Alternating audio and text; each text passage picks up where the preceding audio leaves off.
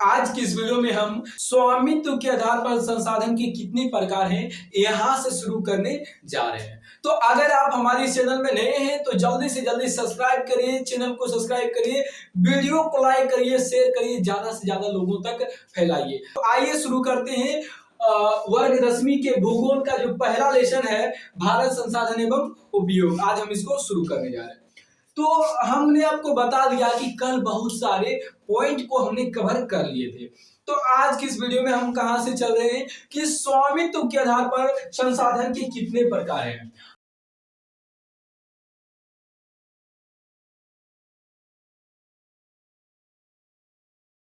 आज हम बात करने किस पे जा रहे हैं कि स्वामित्व के आधार पर संसाधन के कितने प्रकार हैं। तो सुनिएगा, स्वामित्व के आधार पर संसाधन के 4 प्रकार हैं। स्वामित्व के आधार पर संसाधन के 4 प्रकार हैं। तो हमने आपको क्या बताया कि स्वामित्व के आधार पर संसाधन के 4 प्रकार हैं। पहला है व्यक्तिगत संसाधन, दूसरा है सामुदायिक संसाधन, तीसरा है राष्ट्रीय संसाधन और चौथा है अंतरराष्ट्रीय संसाधन। तो हमने आपको क्या बताया कि स्वामित्व के आधार पर संसाधन के 4 प्रकार हैं। पहला कौन है? व्यक्तिगत संसाधन, दूसरा है आपका सामुदायिक संसाधन, तीसरा है आपका राष्ट्रीय संसाधन और चौथा है आपका अंतरराष्ट्रीय संसाधन। तो चलिए एक एक करके बात करते हैं कि व्यक्तिगत संसाधन क्या है, सामुदायिक संसाधन क्या है, राष्ट्रीय क्या है, अंतरराष्ट्रीय क्या है। तो समझिएगा, एक एक करके समझना है, बारीकी से समझना है और अच्छे तरीके से समझना है। व्यक्तिगत संसाधन, वहां पर हम गत नहीं लगाए थे, गलती की थी, तो इस पर ही सुधारे। तो व्यक्तिगत कहने का मतलब है कि वैसा संसाधन जिस पर केवल और केवल एक व्यक्ति का अधिकार होता है, जिस पर केवल और केवल आपका अधिकार होता है। व्यक्तिगत कहने का मतलब है कि जिस पर केवल एक व्यक्ति का अधिकार होगा, जिस पर केवल एक व्यक्ति का अधिकार होगा, उसे व्यक्तिगत संसाधन कहा जाएगा। जैसे कि आप ले सकते हैं आपका मोबाइल, आपका जो पर्सनल मोबाइल है उस पर किसका अधिकार है? आपका अधिकार है। आपके सिवा उस मोबाइल पर किसी का अधिकार नहीं। आपकी जो पत्नी है उस पर किसका अधिकार है? केवल और केवल आपका अधिकार है। आपका जो घर है, आपका जो जमीन है, उस पर किसका अधिकार है? तो उस पर केवल और केवल आपका अधिकार है। तो व्यक्तिगत संसाधन कहने का मतलब है कि वैसा संसाधन जिस पर केवल एक व्यक्ति का अधिकार हो, जिस पर केवल एक व्यक्ति का अधिकार हो, उसे व्यक्तिगत संसाधन कहा जाता है। पहले इसका डिफिनेशन समझ लीजिए, उसके बाद हम एग्जांपल देकर और बेहतरीन ढंग से समझाने का कोशिश करेंगे। उसके बाद है सामुदायिक संसाधन। सामुदायिक संसाधन कहने का मतलब है कि वैसा संसाधन, कैसा संसाधन? वैसा संसाधन जिस पर पूरे समुदाय का अधिकार हो, उसे सामुदायिक संसाधन कहा जाता है। जैसे कि उदाहरण में आप ले सकते हैं मंदिर। मंदिर किसी एक का नहीं होता है, उस मंदिर पर उस पूरे समुदाय का अधिकार होता है। आपके गांव में क्या है, कोई मंदिर होगा, जरूर होगा, तो उस मंदिर पर केवल और केवल आपका अधिकार नहीं होता है, उस मंदिर पर पूरे गांव का अधिकार होता है। इससे आप क्या समझे कि जिस संसाधन पर पूरे समुदाय का अधिकार होता है उसे सामुदायिक संसाधन कहा जाता है। तो सामुदायिक संसाधन में कौन आ जाएगा? आ जाएगा मंदिर, मंदिर आ जाएगा, मस्जिद आ जाएगा, मैदान आ जाएगा, पार्क आ जाएगा। ये सभी पर किसका अधिकार है? तो ये सभी पर पूरे समुदाय का अधिकार है। कोई जमीन का टुकड़ा है, वो आपके नाम पर लिखा है, तो वो जो जमीन है वो किसका है? केवल और केवल आपका है। उस पर केवल आपका अधिकार है। आपके पत्नी, आपका मोबाइल, आपका जमीन, आपका घर, आपका मकान इत्यादि सभी पर किसका अधिकार है? केवल और केवल आपका अधिकार है। लेकिन आपका जो गांव में मंदिर है, मस्जिद है, मैदान है, पार्क है इत्यादि जो सब कुछ है ना, ये सभी पर किसका अधिकार है? पूरे समुदाय का अधिकार है। इसलिए कहा गया है कि वैसा संसाधन, कैसा संसाधन? वैसा संसाधन जिस पर पूरे समुदाय का अधिकार होता है उसे सामुदायिक संसाधन कहा जाता है। तीसरा आता है राष्ट्रीय संसाधन। क्या आता है? राष्ट्रीय संसाधन। तो राष्ट्रीय संसाधन क्या कहता है? राष्ट्र का मतलब क्या समझ रहे हैं? देश। तो इसमें कहा जाता है कि वैसा संसाधन जिस पर पूरे देश का अधिकार हो उसे राष्ट्रीय संसाधन कहा जाता है। कोई भी एक ऐसा संसाधन है जिस पर पूरे देश का अधिकार होगा, केवल और केवल आपका या पूरे समुदाय का नहीं होगा, उस संसाधन पर पूरे देश का अधिकार होगा, पूरे भारत देश कोई भी देश हो पूरे देश का अधिकार होगा, उसे राष्ट्रीय संसाधन कहा जाता है। वैसा संसाधन जिस पर पूरे देश का अधिकार हो उसे राष्ट्रीय संसाधन कहा जाता है। जैसे कि इसमें उदाहरण आप क्या ले सकते हैं, सड़क, क्या ले सकते हैं, सड़क, नहर, पोखर, सड़क, नहर, पोखर, रेलवे लाइन, रेलवे लाइन, फिर वायुयान का जो एयरपोर्ट, रेलवे लाइन, एयरपोर्ट इत्यादि जो है ना, इस पर क्या होता है कि पूरे देश का अधिकार होता है, ये किसी निजी व्यक्ति के हाथ में नहीं है, इस पर पूरे देश का अधिकार होता है, इसलिए इसे राष्ट्रीय संसाधन कहा जाता है। राष्ट्रीय संसाधन कहने का मतलब है कि वैसा संसाधन जिस पर पूरे देश का अधिकार हो उसे राष्ट्रीय संसाधन कहा जाता है। उसके बाद आता है चौथा, अंतरराष्ट्रीय संसाधन। इसके अंदर कहा गया है कि कोई भी संसाधन हो अगर उस पर पूरे विश्व का अधिकार हो तो उसे अंतरराष्ट्रीय संसाधन कहा जाता है। अगर कोई संसाधन है उस पर पूरे विश्व का क्या है, अधिकार हो, तो उसे अंतरराष्ट्रीय संसाधन कहा जाता है।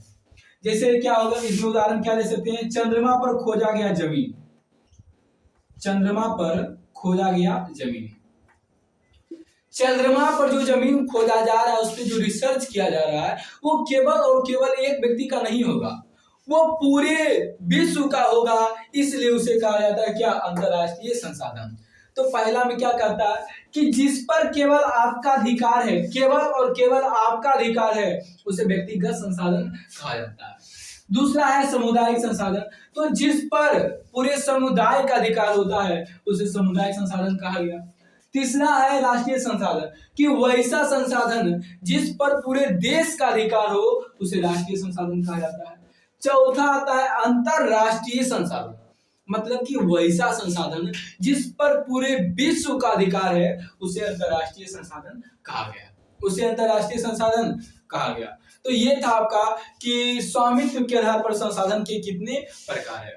तो स्वामित्व के आधार पर संसाधन के कितने प्रकार हैं, स्वामित्व के आधार पर संसाधन के 4 प्रकार हैं। यहां तक कंप्लीट हो गया होगा, आप लोग को पूरा विश्वास है। व्यक्तिगत मतलब कि केवल और केवल आपका, सामुदायिक मतलब कि पूरे समाज का, राष्ट्रीय मतलब कि राष्ट्रीय संसाधन मतलब कि पूरे देश का अधिकार है, और अंतरराष्ट्रीय का क्या मतलब है कि पूरे विश्व का अधिकार है। तो ये था आपका क्या, ये था आपका स्वामित्व के आधार पर संसाधन के प्रकार। तो चलिए इसको मिटाकर अब आगे बढ़ते हैं।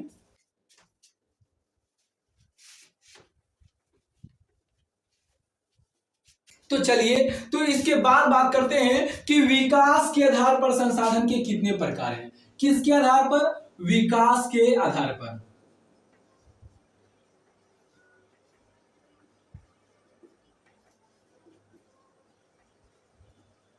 किसके आधार पर, विकास के आधार पर संसाधन के कितने प्रकार हैं। तो उस विकास के आधार पर संसाधन के 4 प्रकार हैं। पहला है संभावी संसाधन, दूसरा है विकसित संसाधन, तीसरा है आपका क्या, भंडार संसाधन, और चौथा है आपका संचित कोष संसाधन।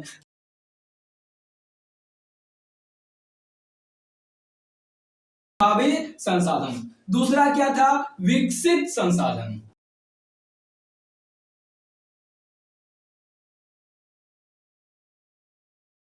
विकसित संसाधन, तीसरा क्या है, भंडार संसाधन,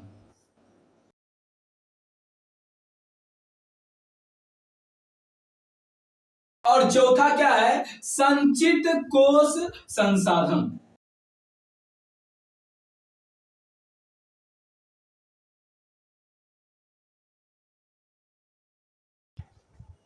तो हमने क्या कहा कि विकास के आधार पर संसाधन के 4 प्रकार हैं।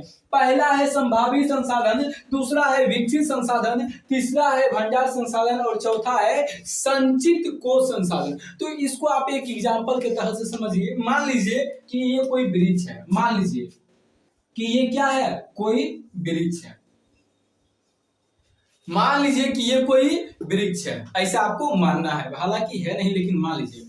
और इस वृक्ष पर क्या है कि हर एक जगह फल लटका हुआ है, यहाँ की यह फल लटका हुआ है। मान लीजिए कि इस वृक्ष पर आम पक रहा है, आम लगा हुआ है। क्या आपको मान लेना है कि इस वृक्ष पर आम लगा है।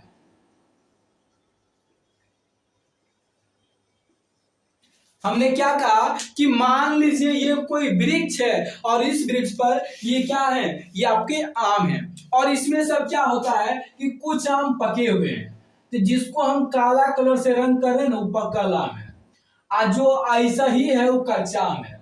यानी जिसको काला से हम क्या कर रहे हैं, रंग रहे हैं, वो पका हुआ आम है, और जो ऐसा ही है वो की है, कच्चा आम है। ठीक, यहाँ तक कोई दिक्कत? इसके बाद पत्ता होता भी दे देते हैं, थोड़ा बहुत ही पत्ता होता है।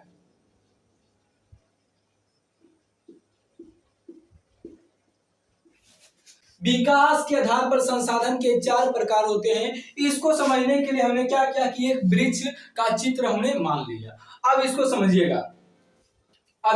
समझिएगा कि इसमें क्या है, ये वृक्ष है, उसके बाद इसमें क्या है कि कुछ फल इसमें लटका है, जो देख रहे हैं नहीं, जो गोल गोल है नहीं, फल है आपका, और जो काला से रंगल था ये आपका पका हुआ है, और जो ऐसा ही है वो आपका कच्चा आम है। तो मान लीजिए कि जो पका आम है, मान लीजिए कि यहाँ पर पका आम है, ये आपका क्या है, धरती है, ये आपका धरती है। कोई व्यक्ति है, ये व्यक्ति यहाँ से इसे चल रहा था, ये व्यक्ति यहाँ से चल रहा है, ऐसे चल रहा है, तो चलते चलते इसको नजर आ जाता है कि आम का वृक्ष नजर आ जाता है, आम का गाछ नजर आ जाता है, तो सोचता है कि काहे ने आम लगल है तो जाके खा लेते हैं। तो ये गया आम के वृक्ष के पास, तो ये देखा कि इसमें बहुत सारा आम अभी कच्चे था, बहुत सारा आम क्या था, कच्चा था। तो ये सोचा कि अभी जो कच्चा है उसको काहे तोड़े, ये भविष्य में कभी काम देगा। तो इसने क्या किया कि कच्चा आम जो भी था ना उसको छोड़ दिया। काहे छोड़ा कि भविष्य में जब पकेगा तो इसको खाएंगे।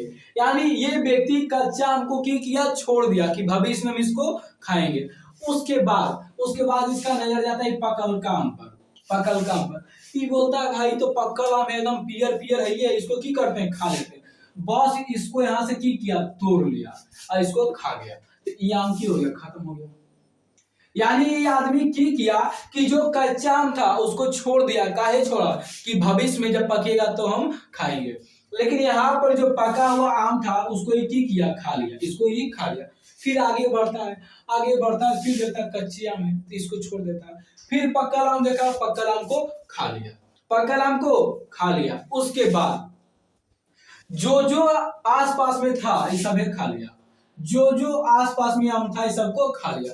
अब इसका मन हुआ कि इसको खाने के लिए फुलंगिया पर जो है, कि सोचा ऐसे तो हाथ झूमेगा ना, इसे तोड़ लेंगे।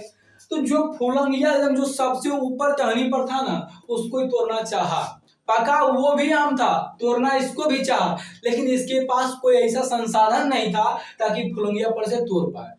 ये सोचा कि फुलंगिया पर जो आमा है उसको तो तोड़ पाएंगे नहीं, कोई संसाधन भी नहीं तोड़ने के लिए। अगर गाछ पर चढ़ जाते हैं और किसी तरह बस गिर जाते हैं तो की होगा, हाथ गोड़ टूट गया तो बाबू मैया ऊपर से आरो देगा, एकदम इसका मैया बाबू ऊपर से देना शुरू कर देगा। इसके मम्मी पापा इसको एकदम और ऊपर से देना शुरू कर देंगे, एकदम ले मुंगरी देना शुरू कर देंगे। ये बेचारा सोचा नहीं, छोड़ दो, लालच बुरी बला है। तो इसने जो ऊपर में आम देखा जो फुलंगिया पर था, पका हुआ था, लेकिन संसाधन इसके पास नहीं था तोड़ने के लिए। इसने क्या किया, उसको छोड़ दिया, इसको नहीं तोड़ा, इसको नहीं खाया। उसके बाद इसका मन में आया कि जो कच्चा आम था इसको तो हम किए नहीं खाए, कि भविष्य में पकेगा तो खाएंगे। उसके बाद जो पक्का आम था इसको तो खा ही लिया। उसके बाद क्या किया कि जो दुरिया में था, पका हुआ था लेकिन इसके पास तोड़ने के लिए संसाधन नहीं था, उसको भी छोड़ दिया।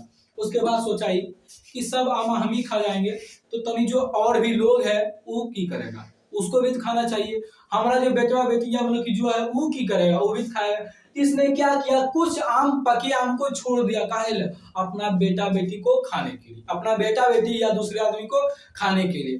तो वही विकसित संसाधन कहता है कि संभावी कहने का मतलब है कि वैसा संसाधन जिसे भविष्य में उपयोग करने की संभावना है, जैसे ही कच्चा आम को भविष्य में पकने की क्या है, संभावना है, इसको ही खाएगा। तो वो संभावित संसाधन यही कहता है कि जिसको भविष्य में उपयोग करने की संभावना है उसको संभावित संसाधन कहा जाता है। जिसको आप भविष्य में उपयोग कर सकते हैं, ऐसी संभावना है, उसको संभावित संसाधन कहा जाता है। दूसरा बोले विकसित संसाधन, यानी जो पकल का आम था इसको की किया तू तोड़ के खा लिया, एकदम तोड़ के खा लिया। दूसरा क्या कहे विकसित संसाधन, तो जो पका हुआ आम था उसको बंदा की किया खा लिया। तो जो पक गया, जो विकास कर गया, उसको की कहते हैं विकसित संसाधन। तो वैसा संसाधन जो विकास कर चुका है उसको विकसित संसाधन कहा जाता है। जैसे कि पकल का आम की था, विकसित था, इसको तोड़ के खा लिया। उसके बाद तीसरा भंडार संसाधन। तो भंडार संसाधन कहता है कि वैसा संसाधन जो हमारे क्षेत्र में मौजूद है लेकिन उसका उपयोग करने के लिए हमारे पास तकनीकी नहीं है, जिसे भंडार संसाधन कहा जाता है। इसके पास ही पक्कल आम था, फुलंगिया पर पक्कल आम था, लेकिन इसके पास कोई लग्गी नहीं था, कोई ढेला नहीं था, कोई ऐसा सामान नहीं था जिसे क्या करे तोड़ सके। तो वही कहा इसमें कि वैसा संसाधन जो हमारे क्षेत्र में मौजूद है लेकिन उसे उपयोग करने के लिए हमारे पास तकनीक नहीं है, उसको क्या कहा गया भंडार संसाधन। उसके बाद चौथा क्या है संचित कोश संसाधन। तो संचित कोश संसाधन क्या करता है कि थोड़ा आप अपने बच्चा उच्चा के लिए बचा के रखिए, यानी ये व्यक्ति की किया था, कुछ आम को अपने बच्चा के लिए छोड़ दिया था, कुछ आम को अपने बच्चा के लिए छोड़ दिया था। तो संचित कोश संसाधन कहता है कि वैसा संसाधन जो हमारे क्षेत्र में मौजूद है, तकनीकी भी है लेकिन उसे भविष्य के लिए बचा कर रखा जा रहा है, उसे संचित कोश संसाधन कहा जाता है। यानी अपना ये बच्चा के लिए की किया बचा कर रखा था, कुछ आम को की किया था बचा कर रखा था, वो की हो गया संचित कोश संसाधन। विकास के आधार पर पहला क्या कहा गया संभावित संसाधन, यानी जो आम कच्चा है इसको भविष्य में खाने की संभावना है उसको संभावित संसाधन। जो पक गया है उसको विकसित संसाधन। जो पक्कल है लेकिन उसको तोड़ने के लिए हमारे पास की न है, तकनीकी न है, उसको भंडार संसाधन। लेकिन जो पक्कल भी है हमारे पास उपयोग के लिए की है, सामान भी है, तकनीकी भी है, लेकिन उसको हम अपने बच्चा के लिए बचा कर रख रहे हैं, अपने भविष्य के लिए बचा कर रख रहे हैं, उसको संचित कोश संसाधन कहा जाता है। सुनिएगा, इसमें जो संसाधन का वर्गीकरण था ना वो हम आपको पूर्ण रूप से समझा दिए। तो इसके बाद कुछ इंपॉर्टेंट बात आती है जिसको आप लोग को जानना एकदम बेहद जरूरी है, तो उसको आप लोग क्या करिए जानने का कोशिश करिए। सुनिएगा, तो पहला है महात्मा गांधी। तो महात्मा गांधी का कहना था कि हमारे पास पेट भरने के लिए बहुत कुछ है लेकिन पेटी भरने के लिए कुछ भी नहीं है। तो इस बात को किसने कहा था? महात्मा गांधी ने कहा था। तो महात्मा गांधी ने क्या कहा था कि हमारे पास पेट भरने के लिए बहुत कुछ है लेकिन पेटी भरने के लिए कुछ भी नहीं है। अगर आप ईमानदारी पूर्वक जी रहे हैं, खाना चाहते हैं ना, तो आपके पास बहुत कुछ है, लेकिन हाय धन उसको बचाइए, उसको अपना ये सोचिएगा तो ऐसा कुछ भी नहीं है। तो महात्मा गांधी ने क्या कहा कि हमारे पास पेट भरने के लिए बहुत कुछ है लेकिन पेटी भरने के लिए कुछ भी नहीं है। उसके बाद दूसरा जिमरमैन एक नामक व्यक्ति था जिन्होंने कहे थे कि संसाधन होते नहीं बनते हैं, संसाधन होते नहीं बनते हैं। इस बात को किसने कहा था? जिमरमैन ने कहा था। इनका कहने का मतलब यह है कि पहले से कुछ भी नहीं होता है, पहले से कुछ भी नहीं होता है। मनुष्य अपने उपयोग के अनुसार संसाधन को क्या करते हैं? विकास करते हैं, संसाधन को बनाते हैं। तो यहाँ तक कोई दिक्कत बिल्कुल नहीं होनी चाहिए। तो हमारे पास पेट भरने के लिए बहुत कुछ है लेकिन पेटी भरने के लिए कुछ भी नहीं है, इसको किसने कहा था? महात्मा गांधी ने। उसके बाद संसाधन होते नहीं बनते हैं, इस बात को किसने कहा था? जिमरमैन ने कहा था। इसके बाद आता है एक संसाधन नियोजन। इसके बाद आता है संसाधन नियोजन।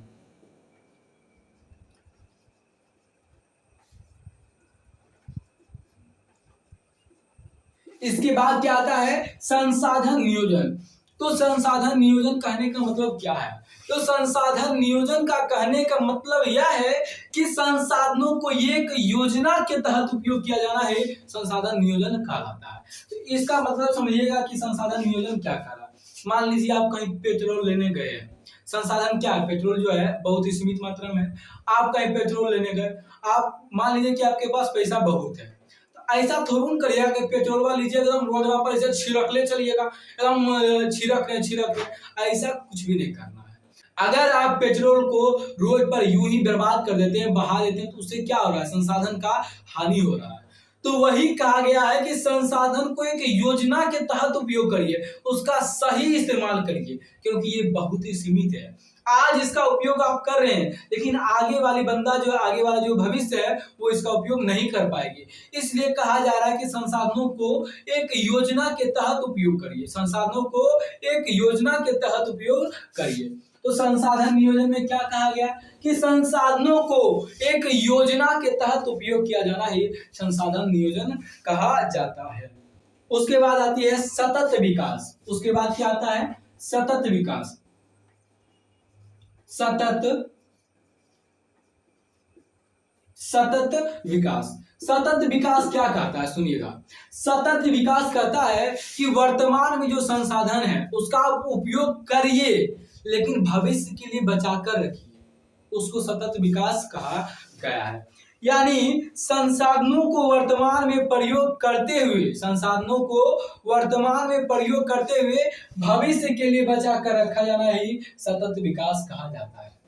आप पानी का इस्तेमाल करिए, सही तरीके से करिए और उसको भविष्य के लिए बचाकर भी रखिए। कहे आप उपयोग कर लीजिएगा, आप मर जाइएगा, ऐसा तो थोड़ी ना कि आप मर जाइएगा बस सबका काम खत्म हो गया, नहीं। आपका जो बच्चा होगा ना उसको भी जरूरत है पानी का। तो इसमें क्या कहा गया कि वर्तमान में संसाधन का प्रयोग करिए, लेकिन उसे भविष्य के लिए बचाकर रखिए, तो जिसे क्या कहा गया, सतत विकास कहा गया। यानी कि वैसा संसाधन जिसे वर्तमान में प्रयोग करते हुए भविष्य के लिए बचाकर रखा जा रहा है, उसे सतत विकास कहा गया। उसके बाद संसाधनों का संरक्षण।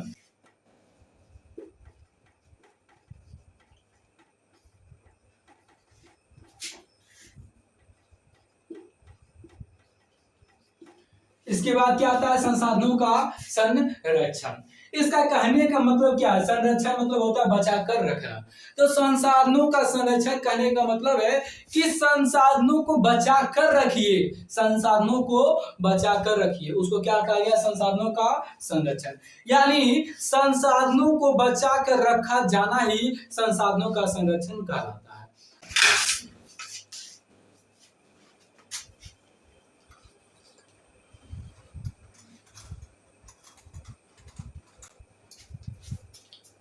सॉरी फ्रेंड्स, हमारी लाइट गिर गई थी।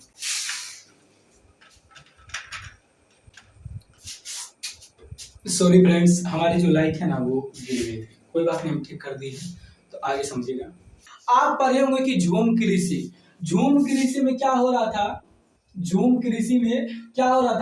कि जंगलों के पेड़ पौधों को काट कर आदिवासी वहां फसल लगाते थे, और वहां के खेतों की उपजाऊ शक्ति समाप्त हो जाने के कारण ये आदिवासी क्या कर रहे थे कि दूसरा जगह के पेड़ पौधे को काट रहे थे और वहां पे फसल लगा रहे थे। आज के समय में पेड़ों को काटा जा रहा है, पर्यावरण बहुत ही ज्यादा गंदा हो रहा है। तो ये सभी क्या कहता है संसाधनों का संरक्षण में कि संसाधनों को बचा कर रखिए, इसे नष्ट नहीं करिए। यानी संसाधनों को बचा कर रखा जाना ही संसाधनों का संरक्षण कहा जाता है। ये जो झूम कृषि वगैरह है ना, ये सब हम आगे की वीडियो में भी पढ़ाएंगे। अभी तो जियोग्राफी स्टार्ट ही हुआ है, ये तो आपका लेसन 1 का पहले ही वीडियो चल रहा है, अभी बहुत सारा वीडियो बाकी है देखने के लिए। तो आप लोग बने रहिए और देखते रहिए। चलिए, यहाँ तक कोई दिक्कत नहीं होनी चाहिए। आज की क्लास यही समाप्त होती है। इसके बाद हम क्या बात करेंगे कि प्राकृतिक संसाधन क्या है।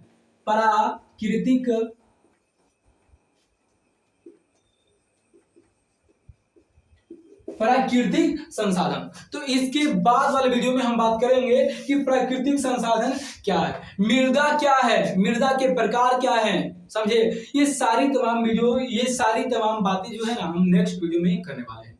तो आप सभी से ये निवेदन है, आग्रह है कि आप हमारे इस चैनल में बने रहिए, देखते रहिए, ज्यादा से ज्यादा लाइक करिए, शेयर करिए तथा कमेंट करिए कि ये वीडियो आपको कैसा लग रहा है।